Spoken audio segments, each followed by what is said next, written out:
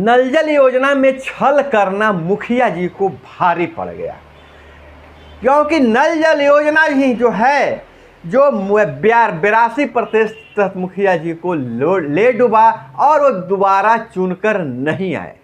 आखिर पुराने प्रत्याशी, पुराने उम्मीदवार जो चुनाव जीते हुए थे, लोकप्रिय उम्मीदवार चुनाव क्यों हार रहे हैं, इस पर हम चर्चा करेंगे। वीडियो के अंत तक बने रहिएगा, क्योंकि विभिन्न पहलुओं पर हम चर्चा करेंगे जो आपको काफ़ी मदद देगा, काफ़ी मदद मिलेगी। आखिर चुनाव की गणित समझने में कहां पर चूक हो रही है कि पुराने प्रत्याशी, पुराने मुखिया उम्मीदवार, पुराने जो कैंडिडेट है, जनप्रतिनिधि हैं, चुनाव हार जा रहे हैं। तो दोस्तों, आप लोगों से, जैसा कि आप जानते हैं, नाम है मेरा अभय और आपका चैनल है प्यारा चैनल ठोक तंत्र।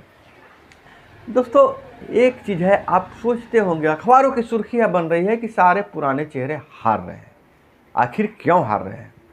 तो हमने देखा है, अगर उसका थोड़ा सा विश्लेषण करेंगे तो नल जल योजना में छल जो किए हैं प्रतिनिधि, पंचायत प्रतिनिधि जो नल जल योजना में छल किए हैं, उससे मुखिया जी की नाव डूब गई है। और कोरोना जैसी आपदा में इस आपदा को अवसर बनाने वाले मुखिया जी भी जनता के आंसुओं में बह गए हैं। कहा जाता है कि पीएम ने कहा था कि आपदा को अवसर में तब बदल दें, अवसर में ऐसा बदलना है कि अपना नया कुछ करें, कुछ मदद करें, लेकिन मुखिया जी आपदा को अवसर में बदल दिए। तो उसका नतीजा यह हो गया कि जब अब अवसर आया था जनता का, तो उनके आपदा को जनता भी अवसर में बदल दिया है। बहुत अपुष्ट खबरें आ रही हैं। कोई मुखिया जी 40 लाख खर्चा कर चुके, कोई मुखिया जी 20 लाख रुपया खर्चा कर चुके चुनाव में, लोगों के बीच में, लोगों को रुझाने में, मनाने में, लेकिन काम नहीं आया। जनता इस आपदा को, मुखिया जी को अपने अवसर में तब्दील करी और उनको सबक सिखाने का काम किया है। तो हम चर्चा करते हैं कि आखिर हुआ क्या है। चुनाव परिणाम अगर देखेंगे तो 82%, 82% जो हैं सो पुराने चेहरे हार गए हैं। मुखिया जी बदनाम क्यों हो गए? तो सीएम का ड्रीम प्रोजेक्ट नल जल योजना को मुखिया जी ने कमाई का बड़ा जरिया बना लिया था।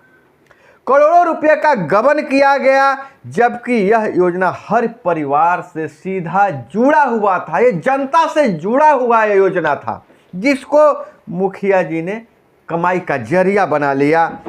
वार्ड सदस्यों ने कहीं कहीं पर तो वार्ड सदस्य और सचिव भी बनाए। जहां मुखिया कमजोर रहे वहां वार्ड सचिव जगह दबंग रहे, तो उसने योजना बनाया। हालांकि ज़्यादातर मुखिया जी एकदम रिमोट की तरह योजनाओं को चलाते रहे, न वार्ड एवं समिति को ज़्यादा स्वायत्तता नहीं दिया। अधिकारी भी इसमें दोषी हैं, उस पर भी हम चर्चा करेंगे। अधिकारी ने भी तय कर दिए कि इसी एजेंसी से आपको काम कराना है, एजेंसी नियुक्त कर दिए थे, उसका भी खामियाजा यह भुगतना पड़ा कि एजेंसी पैसा लेकर भाग गया, योजनाएं अधूरी रह गई। और पक्की नली गली योजना मुहैया कराना था, लोगों की सुविधा मुहैया कराना इस योजना का मकसद था।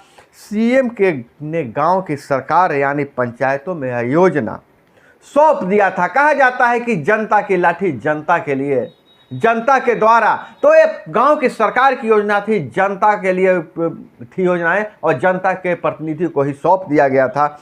लेकिन मुखिया द्वारा इन्हें घोटाला का योजना बना दिया गया। नल जल योजना को 7 निश्चय योजना को घोटाला का योजना बनाया गया। हार का प्रमुख कारण यह भी है, पानी भी शुरू नहीं और योजना दिखाकर करोड़ों रुपए को निकाल लिया गया। योजनाएं धरातल पर नहीं थी, अगर खड़ा भी जैसे तैसे लचर पचर खड़ा भी किया गया था तो पहली बार पानी भरते ही बहुत सारे टंकी ही ध्वस्त हो गए।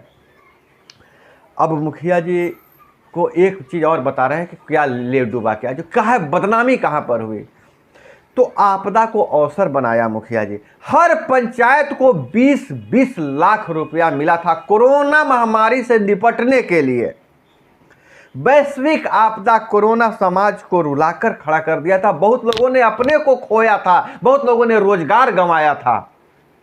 तो यह मतलब दर्द था लोगों के बीच में, और जिसको इस जख्म को भरने के लिए मुखिया जी को 20-20 लाख रुपया हर पंचायत में आया था कि आप जनता के को इस दर्द को, इस जख्म को भरिए, क्योंकि आपका तो कार्यकाल भी समाप्त हो गया है, आपको कुछ करने का मौका मिलने वाला है। लेकिन मुखिया जी यहाँ पर भी फेल कर गए। अंतिम समय था, अगर इस पैसे का ही सही तरीके से उपयोग कर देते तो बदनामी नहीं होती।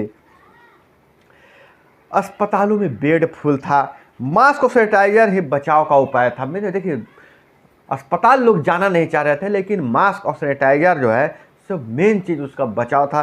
सरकार कोविड पर नियंत्रण के लिए पंचायतों को 20-20 लाख रुपया दिया था, जिसमें गांव के हर घर को मास्क, सैनिटाइजर, साबुन बांटा जाना था। लेकिन मुखिया द्वारा किया गया, कुछ जगहों पर ही इसको बांटा गया और फिर पैसे हजम कर गए। मास्क की जगह पर जो मास्क की कीमत 20 रुपये के मास्क देना है तो 2 रुपये का लिखो फेंको मास्क देकर अपना पीछा छुड़ा लिया, पैसे हजम कर लिए। अधिकांश पंचायतों में योजना जनता के नज़र में नहीं आया। बहुत से पंचायतों में तो योजना जनता के नज़र में आया ही नहीं, जिससे जनता में मुखिया के खिलाफ गुस्सा आ गया, गुस्सा भर दिया, और जनता ने तय कर लिया था कि ऐसे जनप्रतिनिधियों को सबक सिखाएंगे, और जनता के निशाने पर सीधे मुखिया जी को भाजन बनना पड़ा।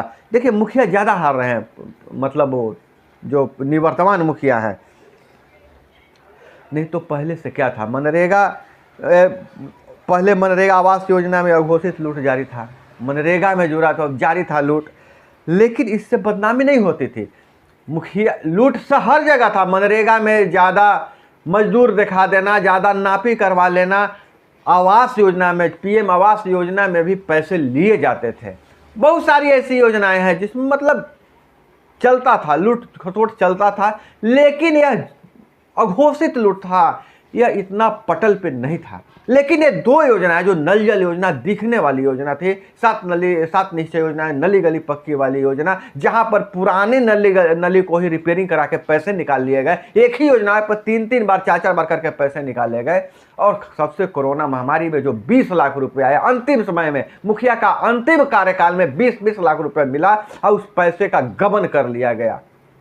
वही स्वच्छता योजना के तहत जो उनको कूड़ेदान बांटने के लिए दिया गया था, गाँव में स्वच्छता के लिए कूड़ेदान बांटने, गार्बेज बांटने देने के लिए, तो वहाँ पर भी मुखिया लोगों ने उस पैसे को पॉकेट में रख लिया, नकली वाउचर, फर्जी बिल बनाकर दे दिया। और ये योजनाएं दिखने वाली थी और इससे बदनामी हुई, इसलिए पुराने प्रतिनिधि हार गए। अब इसका निदान क्या है? जो चुनाव लड़ रहे हैं, जो प्रतिनिधि पुराने हैं, देखिए, आप जो भी मामला है, आपके पास जो अधिकारी की तरफ से दिक्कत हुआ या सरकार का निर्णय स्पष्ट नहीं आया, इसके कारण आपको काम करने में दिक्कत आई, तो आप उस बात को जनता के बीच पहुंचाइए, विभिन्न माध्यमों से पहुंचाइए, तभी आपकी कुर्सी बचेगी। नहीं तो जो भी निवर्तमान मुखिया जी हैं, वार्ड सदस्य साहब हैं, आपको भी जनता सबक सिखा देगी और हार जाइएगा। इसलिए अपनी बातों को, जो आपके पास जो सही कारण है, बहुत सारे मुखिया से बात होती है, वो बोलते हैं कि नहीं, स्पष्ट सरकार का स्पष्ट दिशा निर्देश नहीं आया था, या पिछले लहर में जो हमने खर्च किया था क्वारंटाइन सेंटर बनाने में, उसका पैसा नहीं आया। तो यह स्पष्ट आपको सबूत के साथ जनता के बीच जाना पड़ेगा, तब आप चुनाव जीतेंगे। खैर, इस चर्चा को हम यहीं समाप्त करते हैं दोस्तों। इसी तरह के परिचर्चा हमारे इस चैनल पर चलती रहेगी, तो अपना बहुत बहुत ख्याल रखिएगा। मिलते हैं अगले वीडियो में। जय हिंद, वंदे मातरम।